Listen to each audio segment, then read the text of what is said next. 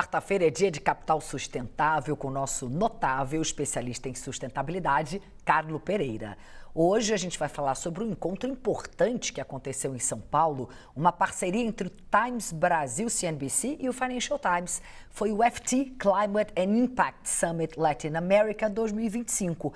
O evento reuniu líderes empresariais, investidores e representantes de governos para discutir transição energética, financiamento climático e o papel estratégico da América Latina nesse processo.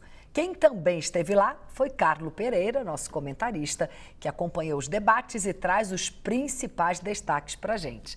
Carlo, boa noite para você. Prazer te encontrar aqui também, além do evento. Eu queria que você trouxesse para a gente, na sua opinião, qual foi o tom geral desse encontro? Cris, boa noite a todo mundo. Infelizmente não estou aí com você hoje. Você estava lá, né, com a gente, mediando um painel sempre brilhantemente. O tom geral, Cris, foi o tom do clima, né? Clima, quando eu digo, né, se temperatura vai aumentar ou diminuir, mas da crise climática global, né? Ou seja, um tom de urgência. Mas, ao mesmo tempo, isso da importância da gente ter todo mundo na sala, como você bem comentou, a gente tinha ali empresário dos mais diversos setores, né, cobrindo energia, cobrindo agro, cobrindo vários setores, também o governo, especialistas em clima e também ali representantes da sociedade civil. Então estava todo mundo ali para resolver o problema, né? Então, o que ficou, o tom foi que, olha, a gente tem uma emergência, a emergência climática, no entanto, existe aí muita oportunidade para o Brasil e para a América Latina, né? Então, acho que esse tom de emergência dos dois lados, tá? Do lado de que a gente tem que fazer alguma coisa para sair dessa crise climática e do outro lado, uma emergência também no sentido de que, olha, as oportunidades estão aí, mas não estarão para sempre, né? Então, o cavalo selado está passando, a gente tem que subir. Na sua avaliação, quais temas se destacaram nas discussões? Cris, financiamento climático, né? Essa é sempre uma questão muito importante, né? Então, por quê? É uma questão muito importante. Tem algumas coisas meio óbvias que o Brasil é líder, como, por exemplo, energia renovável, né? Que a gente passou por processos ao longo dos anos, ao longo da história do Brasil, como, por exemplo, Proálcool, Proinfra, né? Que foram importantíssimos para o estabelecimento da energia renovável que a gente tem hoje, tanto o combustível líquido como etanol, biodiesel, mas também com relação a eólicas e solar, pensando aqui mais especificamente no Proinfra, né? Então, a gente passou por um processo de amadurecimento nesse sentido, né?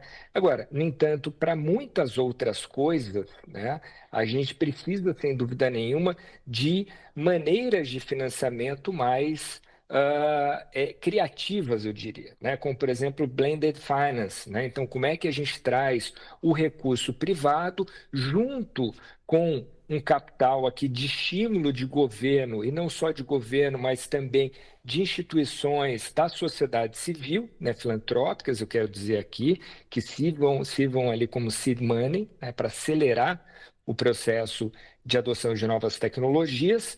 E, além disso, também questões, para não falar só de financiamento, questões regulatórias. Esse é um mal que é visto não só no Brasil, mas na América Latina como um todo, muitas vezes da tal da segurança jurídica, né? Então, assim, eu, Carlo, na minha opinião, entendo que o país é um país bastante estável e tem uma segurança jurídica bastante razoável, né? No entanto, é uma questão muito forte quando a gente conversa com investidores internacionais com relação à segurança jurídica no Brasil. Claro que a gente tem vários exemplos aí que corroboram com essa visão. E o outro ponto, para finalizar, é com relação também à sociedade civil, né? Então, o que a gente vê ao longo dos anos na discussão climática, eu participo dessa discussão há muito tempo, a gente viu primeiro o advento das empresas, primeiro os governos fazendo essa discussão, depois o advento das empresas, junto com a sociedade civil, e nas COPs a sociedade civil cada vez mais atuante. Isso foi abordado também. Houve algum momento em especial que você destacaria como mais marcante, Carlo? Cris, uma fala que eu sempre gosto, sem dúvida nenhuma, a Luciana Costa, né, que é diretora do BNDES, né, e o BNDES que, por curiosidade, né, e até por isso a gente tem tanto do que se orgulhar com relação à energia renovável, é o banco que mais financiou energia renovável no mundo, tá? E o que ela colocou de maneira muito clara ali, que o BNDES vai aumentar cada vez mais esse apoio às empresas, não só ali no empréstimo, no financiamento de projetos diretamente, mas também provendo garantias, né? Isso é fundamental, principalmente quando a gente pensa em pequenos e médios empreendedores, né? Mas os grandes também. Então, muitas vezes é travado até não pela falta, né, do projeto, pela qualidade do projeto, mas sim pela falta de garantias para o empréstimo. E o BNDES mostrou que vai continuar presente aqui na questão na luta climática.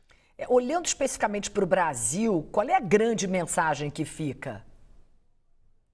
Cris, eu vou retomar a tua primeira pergunta ali, né? Eu acho que a grande mensagem que a gente tem aqui é o seguinte, né? Então a gente sempre fala muito, a gente sempre trata aqui no nosso espaço de minerais críticos, terras raras, a gente fala de transição energética, fala como o Brasil não pode ser líder, é líder em tudo isso, né?